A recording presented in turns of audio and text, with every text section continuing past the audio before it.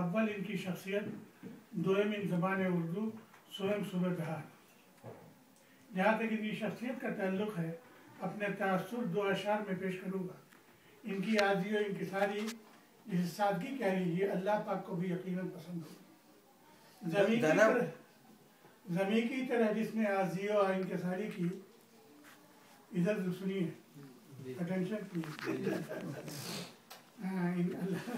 اللہ پاک کو بھی یقیناً پسند ہوگی۔ زمین کی طرح جس نے عاجزی و انکساری کی، خدا کی رحمتوں نے ڈھاکا اسے آسماں ہوگا۔ ان کتابوں کے مطالعے سے ان کی تجسس، تگودع اور حقیقت کی تہ تک جا کر سچ ڈھونڈ نکالنے کا وصف یہاں ہوتا ہے، جنہیں اپنی مثال آپ بنا دیتا ہے۔ آخر زمانہ آئینہ دکھلا کے رہ گیا، لانا پڑا تمہیں کو تمہاری مثال میں۔ اب آئیے اردو زبان کی طرف، جو بچے بر صغیر کے صرف مسلمانوں کی شناخت بن کر رہ گئی تھی۔ 20ویں صدی میں یہ شناخت بھی دھندلا گئی۔ بنگلہ دیش اردو زبان سے نفرت کی بنا پر بنایا گیا۔ کویت میں محلہ سالمیہ کیرالہ کے مقیم مسلمانوں نے جو مسجد بنائی، اس کا نام ملیالم مسجد کے نام دیا گیا۔ آگے آگے دیکھیے ہوتا ہے کیا۔ وہاں خطبے کی زبان ملیالم ہے۔ اسی طرح زبانوں کے نام پر اگر مسجد بنتی گئی تو سمجھنے والوں اور مستفید ہونے والوں کی تعداد محدود ہوتی جائے گی۔ ہندوستان میں اردو سے غفلت کی وجہ اس شعر سے واضح ہے۔ ستم اردو پہ اس نسبت سے بھی ہے، لوگ اسے مسلمان سمجھ لیتے ہیں۔ عام طور پر ہندوستان سے باہر والے یہ سمجھتے ہیں کہ اردو جاننے والا اب یہاں کوئی نہیں رہا۔ ایک پاکستانی نے مجھے یہاں کینیڈا میں دعوت دیا۔ وہ اقبال کے اکثر اشعار سناتے رہے تھے۔ یہ سمجھ رہے تھے کہ صرف ہندوستانی نہیں بلکہ بہاری ہونے کی وجہ سے میں ہندی جانتا ہوں۔ اردو سمجھ تو سکتا ہوں، پڑھ نہیں سکتا۔ وہ ہاتھ میں کلیات اقبال لیے ہوئے تھے۔ میں ان سے جب کلیات اقبال مانگا تو انہوں نے کہا کہ یہ تو اردو میں ہے اور آپ بہار کے ہندی جاننے والے ہیں۔ میں نے بہار کے عظیم اردو شعراء میں جن چند نام ہیں ان کے اشعار پڑھے۔ شاد عظیم آبادی: تمناؤں میں الجھایا گیا ہوں، کھلونے دے کے بہلایا گیا ہوں، دل مستر سے پوچھے رونق بزم، میں خود آیا میں لایا گیا ہوں، لحد میں کیوں نہ جاؤں منہ چھپائے، بھری محفل سے اٹھوایا گیا، کہاں میں اور کجا ہے شاد دنیا، کہاں سے کس جگہ لایا گیا۔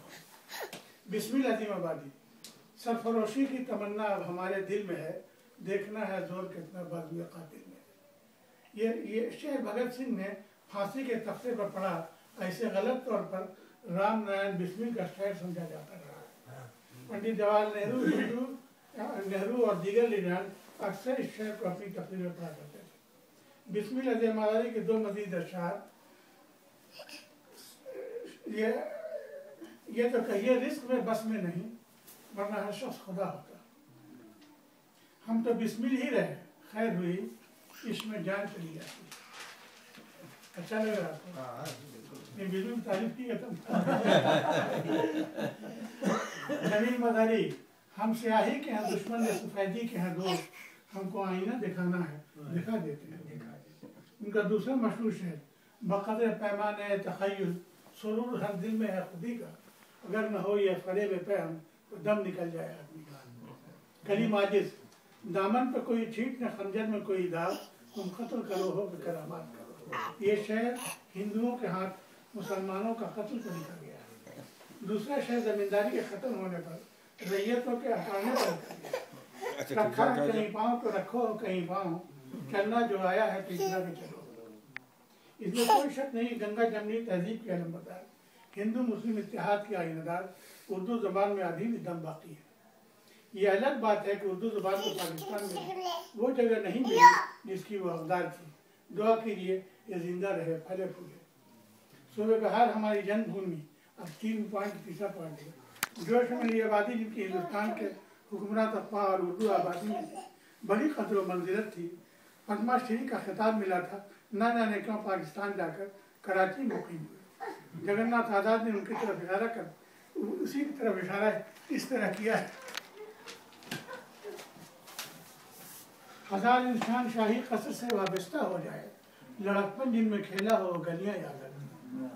ابن रजब का आखिरी बंद का शेर है, वतन को छोड़ने वाले जरा मुझको बताता जा, हवाए सुबहदम याद वतन लाई तो क्या होगा। बिहार हमारा वतन है, इसका याद आना फितरी है।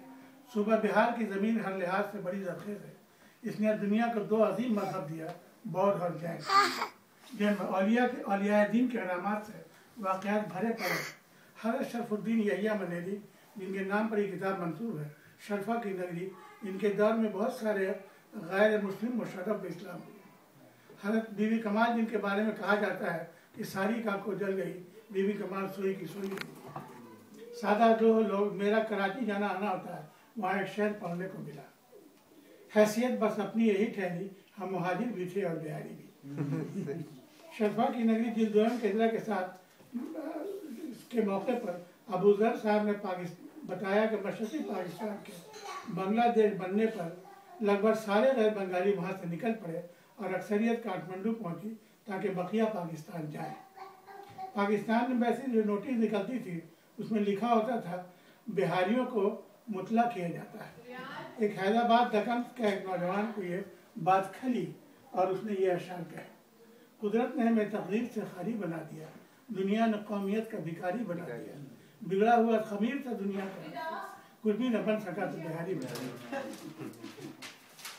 बिहार के लोग बड़े ज़हीन होते हैं, जहानत के इजहार नहीं कर पाते, इसलिए उन्हें ड्यू रेस्पेक्ट और ड्यू रिकॉग्निशन नहीं मिल पाता।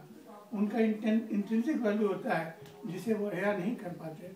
ऐसे वक्त में मोहसिन नेपाली का मरहूम का ये शेर सादिक आता है, चादरीज घटा देती है कामत में, मैं कभी अपने बराबर नहीं हो पाता।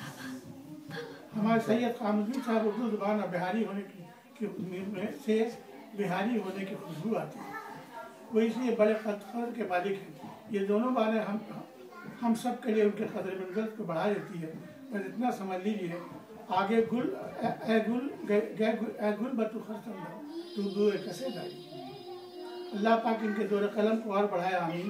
दुआगो हो जाए कि उर्दू को अपनी कंदरत मिल जाए, हम उर्दू बोलने वाले फिर फख्र ये शेर पढ़े, उर्दू है जिसका नाम हम ही जानते हैं दाग, सारे जहाँ में धूम हमारे अल्लाह की। नहीं खेल अदागी अरब से कह दे कि आती है उर्दू ज़ुबान आते आते। उर्दू अशार सब पसंद करते हैं, उर्दू गज़लें सब सुनते हैं, ऐसा सभी उर्दू से प्यार करते हैं, लेकिन बकौल शायर सब मुझे चाहते हैं और मेरा कोई नहीं, मैं भी इस मुल्क में उर्दू की तरह रहता हूँ।